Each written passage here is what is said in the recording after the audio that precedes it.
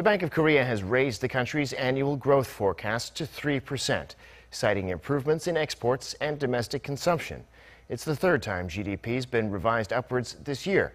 The BOK, however, is taking a wait-and-see approach on interest rates in consideration of outside factors like the Fed. Our Kim Ji-yeon reports. The Bank of Korea raised this year's annual growth forecast for the Korean economy to 3%, up from the previous forecast of 2.8%. The central bank took into account improving domestic consumption and increased IT facility investment. It also projects Asia's fourth largest economy to grow 2.9% next year. Up until now, we've thought domestic consumption wasn't recovering fast enough, as facility investment remained sluggish in July and August, as it underwent inventory adjustments.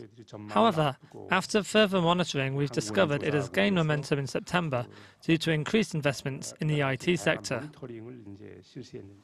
The BOK also held its benchmark interest rate steady for the 16th consecutive month at a record low of 1.25%.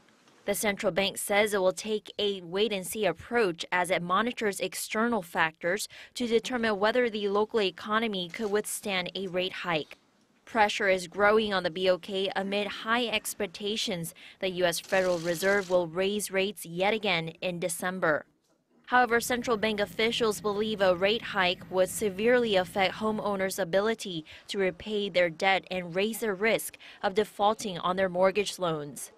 An assessment of government measures to curb Korea's household debt of $1.2 trillion are due to be unveiled later this month, and they're expected to play a key role in determining the timing of the next rate hike. Although there have been no additional provocations from North Korea since the Chuseok holiday period earlier this month, and South Korea's benchmark Kospi continues to hit fresh highs, it's considered too soon to regard such threats as transitory. Kim Ji-yeon, Arirang News.